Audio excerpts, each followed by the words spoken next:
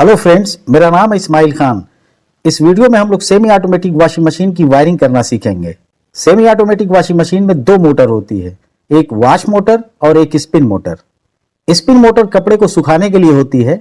इस मोटर से spin drum घूमता है जिसका ये शाफ्ट है। वॉश मोटर कपड़े को धुलने के लिए इस्तेमाल होती है। इस मोटर से ये गियर बॉक्स चलता है। गियर बॉक्स पल्सेटर को घुमाता है जिससे कपड़े धुलते हैं। आइए इसकी कंप्लीट वायरिंग समझते हैं। वॉश मोटर को ऑपरेट करने के लिए वॉश टाइमर लगा होता है और स्पिन मोटर को ऑपरेट करने के लिए स्पिन टाइमर लगा होता है जिससे स्पिन मोटर ऑन होती है। हम लोग स्पिन मोटर और वॉश मोटर का कनेक्शन अलग अलग करेंगे जिससे ये अच्छी तरह से समझ में आए किस तरह स्पिन मोटर का कनेक्शन होता है और किस तरह वॉश मोटर का। ये 3 पिन टॉप के साथ मेन लीड वायर है जिसके एंड पर फेस, न्यूट्रल और अर्थ के 3 वायर हैं। फेस वायर के साथ एक फ्यूज जुड़ा हुआ है। सबसे पहले हम स्पिन मोटर का कनेक्शन समझेंगे। फेस वायर से जुड़ा हुआ एक तार डोर स्विच के एक टर्मिनल से कनेक्ट है। हम जानते हैं कि स्पिन टब का डोर ओपन होने पर डोर स्विच ऑफ हो जाती है और डोर क्लोज करने पर यह ऑन हो जाती है, कुछ इस तरह से। डोर स्विच जब ऑन रहती है तो इसके दूसरे टर्मिनल से फेस सप्लाई निकलती है जिसे स्पिन टाइमर के एक वायर से कनेक्ट करते हैं। ये डोर स्विच ऑन रहती है तो फेस टाइमर में चली जाती है। टाइमर के दूसरे सिरे से इस वायर को जोड़ लेते हैं जिससे ये फेस स्पिन मोटर के लिए आ जाती है। ये इस मोटर की लीड वायर है जिससे कॉमन, स्टार्ट और रन वाइंडिंग के वायर निकल रहे हैं। टाइमर से आने वाले फेस को मोटर के रन वाइंडिंग से कनेक्ट करेंगे। रन वाइंडिंग का वायर व्हाइट कलर का है। इसी व्हाइट कलर के वायर को कैपेसिटर के व्हाइट कलर के वायर से जोड़ देंगे। इस तरह से टाइमर से आने वाली फेस सप्लाई स्पिन मोटर के रन वाइंडिंग में चली गई और कैपेसिटर के एक सिरे में चली गई। कैपेसिटर का दूसरा ग्रे कलर का वायर मोटर के स्टार्ट वाइंडिंग के ग्रे कलर के वायर से जोड़ देंगे। कैपेसिटर के दूसरे सिरे से मोटर के स्टार्ट वाइंडिंग को स्टार्टिंग टॉर्क मिल जाता है। स्पिन मोटर में कॉमन वायर ब्लू कलर का है।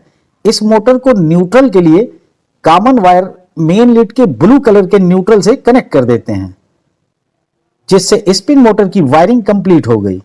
इस मोटर को इसकी वायरिंग के साथ चलाकर देखते हैं। यह वॉशिंग मशीन का प्लग है जिसे बोर्ड में लगा देते हैं और बोर्ड की स्विच ऑन कर देते हैं। स्पिन मोटर का टाइमर अभी ऑफ है। इसकी डोर स्विच ऑन है। अब टाइमर को ऑन करते हैं। टाइमर के ऑन होते ही स्पिन मोटर चलने लगी। टाइमर को ऑफ किया तो मोटर रुक गई। टाइमर को ऑन रखते हैं और डोर स्विच को ऑन ऑफ करके देखते हैं। इसके लिए स्पिन टब के दरवाजे को ओपन करते हैं। ओपन करते ही स्विच ऑफ हो गई और मोटर रुक गई। डोर क्लोज करने पर डोर स्विच ऑन हो गई और मोटर चलने लगी। इस तरह से डोर स्विच भी काम कर रही है। अब टेस्टिंग बोर्ड से प्लग को निकाल लेते हैं। इस वॉश मोटर की वायरिंग कनेक्शन समझते हैं। इसके लिए यहां वॉश टाइमर लगा हुआ है। इस मशीन में 8 वायर का टाइमर लगा हुआ है। इस मशीन में एक वॉश सेलेक्टर भी लगी है जिसमें 3 पिन है। इसका मतलब वॉश टाइमर से 3 वायर सेलेक्टर पर जुड़ेंगे। वॉश सेलेक्टर में 2 पिन इस तरफ हैं जबकि 1 पिन इस तरफ है। वॉश टाइमर से 3 वायर वॉश सेलेक्टर स्विच के इन 3 पिनों में जोड़ेंगे। वॉश टाइमर के एक तरफ पिंक कलर का वायर बजर के लिए है। इस तरह से वॉश टाइमर के 4 वायर का काम आप समझ गए। अब इस 3 लंबे तारों का काम समझें। इनमें से ग्रीन कलर के इस वायर से फेस सप्लाई वॉश टाइमर में आती है।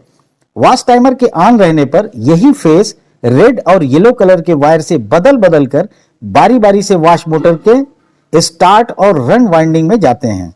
वॉश सेलेक्टर के हिसाब से इस मशीन को 7 वायर वाले टाइमर की जरूरत है जबकि इसमें 8 वायर का टाइमर लगा हुआ है। इसमें ये वायर एक्स्ट्रा है। इस टाइमर में ये वायर पहले से इसी तरह छूटा हुआ था इसलिए हम भी इसे छोड़ देंगे। टेस्ट करने के बाद इस ग्रीन वायर से फेस सप्लाई टाइमर को जानी है इसलिए ग्रीन कलर के इस वायर को मेन लीड के आने वाले फेस वायर के साथ जोड़ देते हैं। इस तरह से फेस टाइमर तक पहुंच गया। अब टाइमर से रिटर्न होने वाले दोनों वायर जिससे फेस मोटर को जाता है, फेस एक बार रेड वायर से आता है तो एक बार येलो वायर से। जिससे मोटर की रोटेशन बदलती रहती है।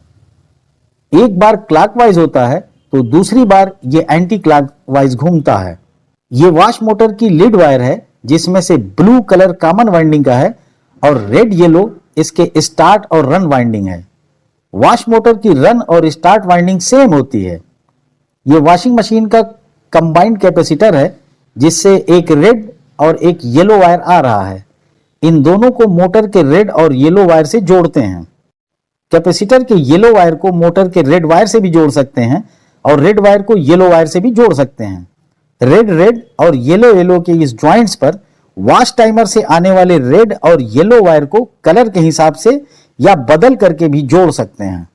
हम रेड वायर को रेड वायर से ज्वाइंट कर लेते हैं और येलो वायर को येलो वायर से ज्वाइंट करते हैं। वॉश मोटर की वायरिंग एक बार और समझें।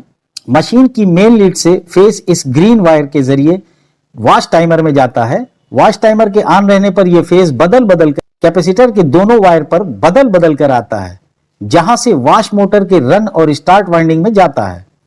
इस तरह मोटर तक फेस सप्लाई पहुंच गई। मोटर के ब्लू कलर के कॉमन वाइंडिंग को मेन लीड के न्यूट्रल से कनेक्ट कर देते हैं। अब मोटर को टाइमर के जरिए ऑन करने पर मोटर चालू हो जाएगा। इस वक्त स्पिन मोटर का टाइमर ऑफ है। प्लग से बोर्ड को कनेक्ट करते हैं और स्विच ऑन कर देते हैं।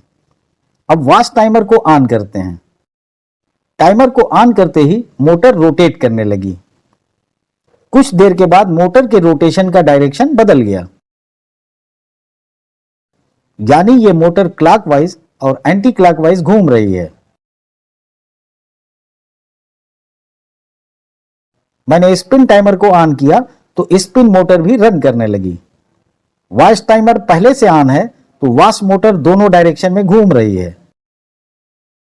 वॉश टाइमर से 3 वायर वॉश सिलेक्टर से जुड़े हुए हैं।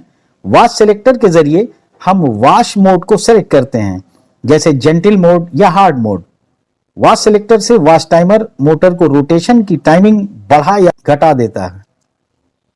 टाइमर का ये पिंक वायर बजर से जोड़ते हैं, जिससे फेस मशीन के बंद होने के कुछ वक्त पहले बजर तक पहुंचता है। बजर को न्यूट्रल की जरूरत होती है, जिससे बजर के दूसरे सिरे से ये ब्लू कलर का वायर मेन लीड के न्यूट्रल वायर से कनेक्ट कर देते हैं। इस वक्त टाइमर ऑन है, इसके प्लग को बोर्ड से लगा देते हैं और वॉश टाइमर को मिनिमम पर सेट कर देते हैं, जिससे टाइमर के ऑफ होने के लगभग 30 से 40 सेकंड पहले बजर को सप्लाई आने लगेगी और ये भी ऑन हो जाएगा।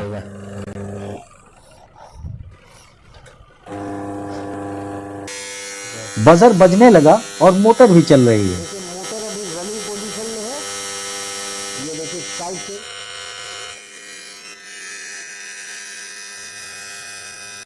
अब बजर बंद हो गया है और टाइमर भी ऑफ हो गया, जिससे मोटर भी बंद हो गई। इस तरह सेमी ऑटोमेटिक वॉशिंग मशीन की वायरिंग को आपने समझा। उम्मीद है ये वीडियो आपको बहुत पसंद आया होगा। चैनल अभी तक सब्सक्राइब ना किए हो तो जरूर कर लें और ऑल नोटिफिकेशन बेल को भी प्रेस कर लें, जिससे मेरी आने वाली सभी नॉलेजेबल वीडियो सबसे पहले आप तक पहुंचे। Thanks for watching.